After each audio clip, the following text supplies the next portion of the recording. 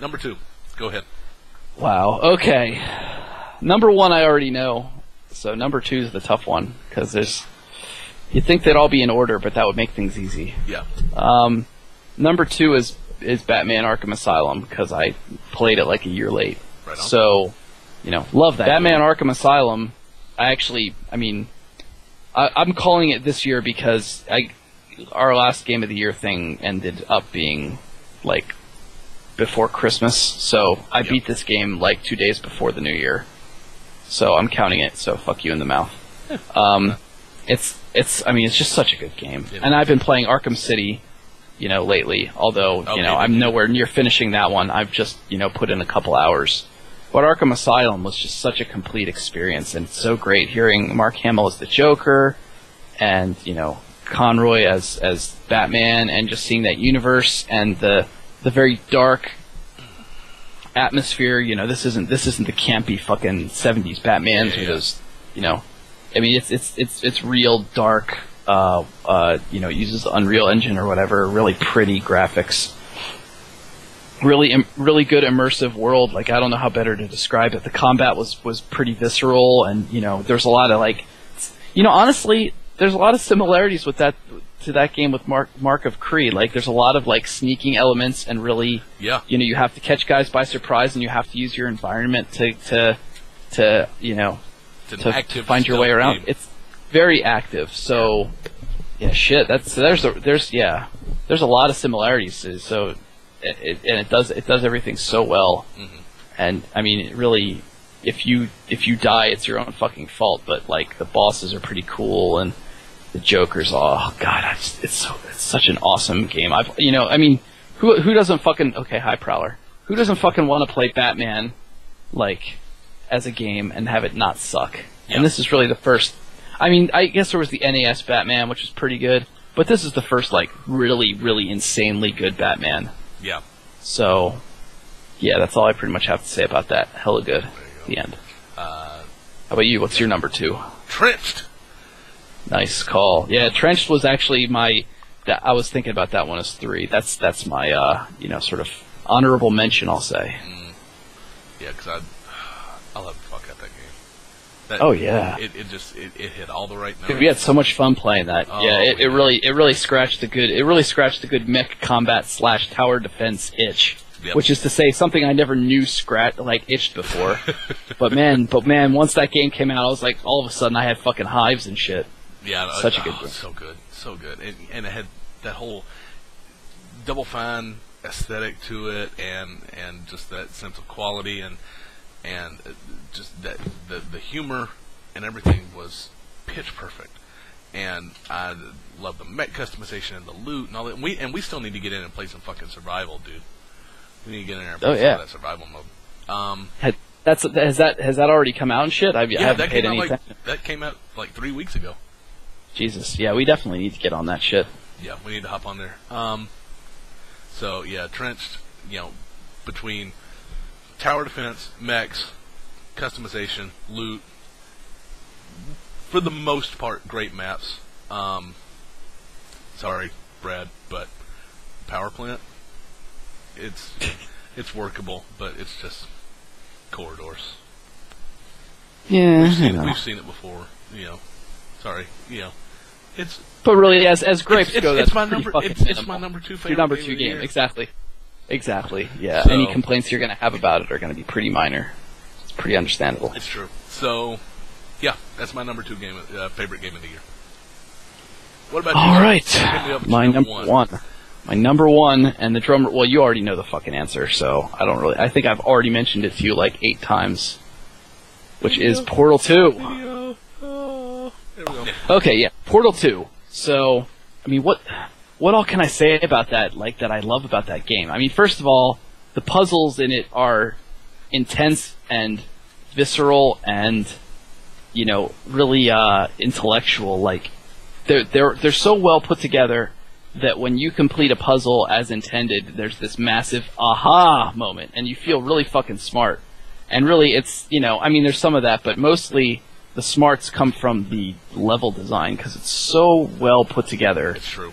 The levels are so well put together that you really have to engage like parts of your brain you've never really had to engage in for any other purpose before to beat these puzzles. And the graphics are immensely improved from the first one, and that's like the smallest deal of everything, because you've got it's still the portal gun, still all that stuff is exactly the same, but the big difference is you've got, in terms of gameplay, you've got those different, what are the goo, what do I call it, there's the red goo and the blue goo, I don't know, and the white, what was it?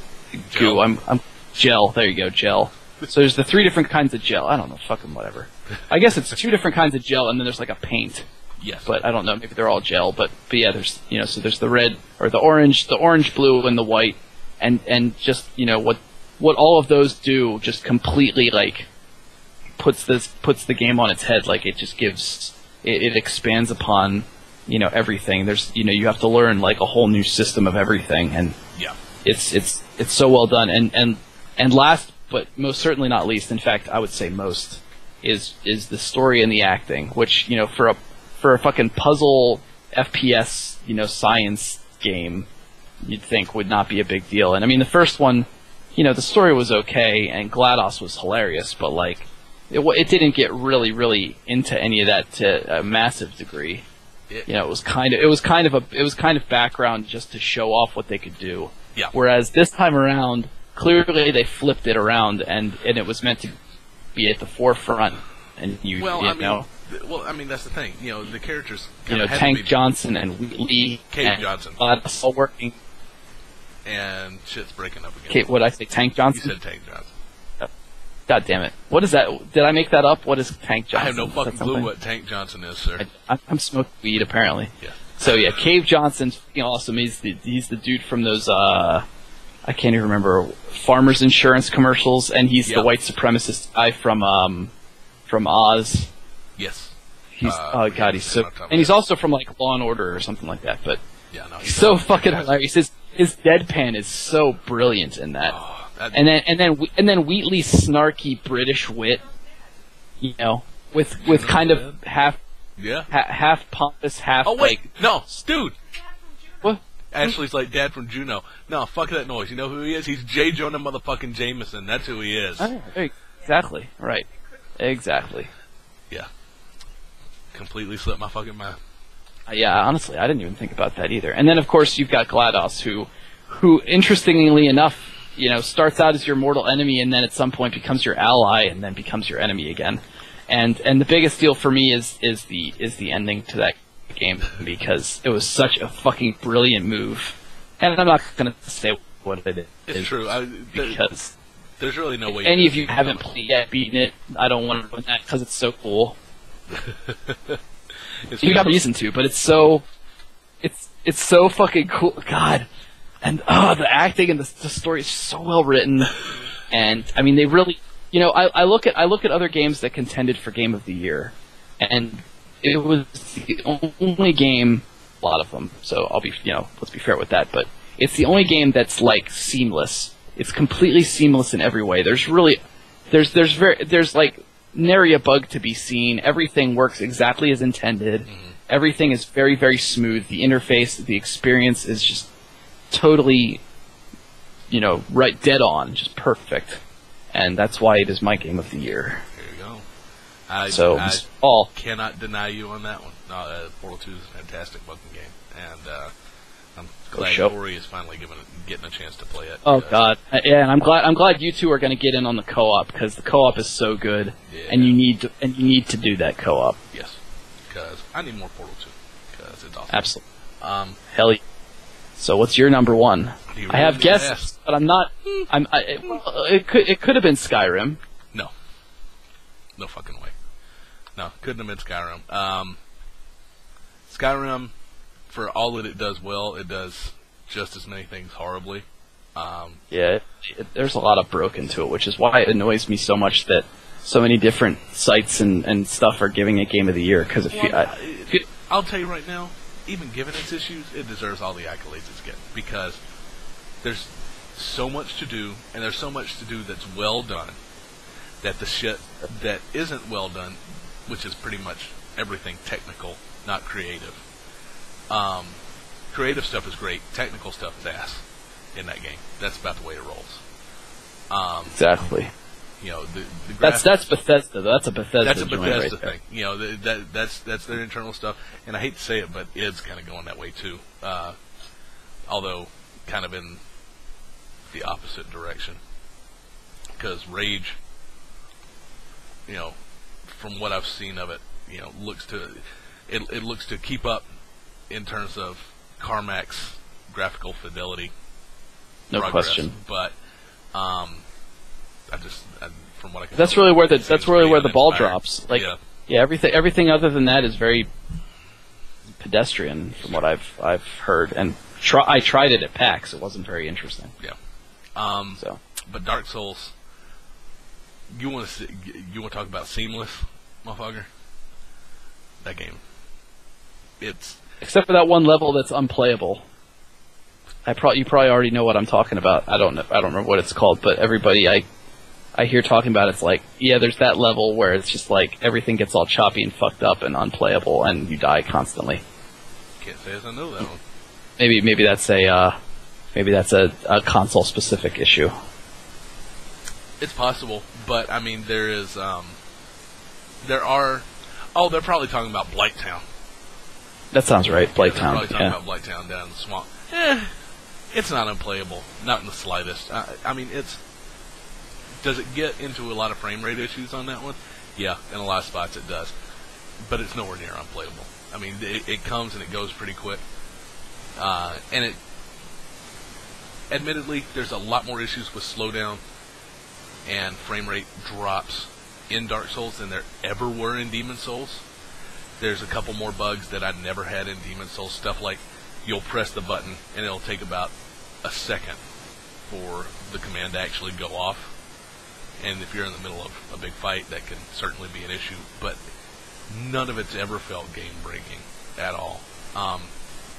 Just because the design is perfection. I have never seen melee combat in a game that feels as good as it does in Dark Souls. Never in my life. That's their bread and butter. That's their bread and butter is the melee combat. That the exploration and the discovery. That's it.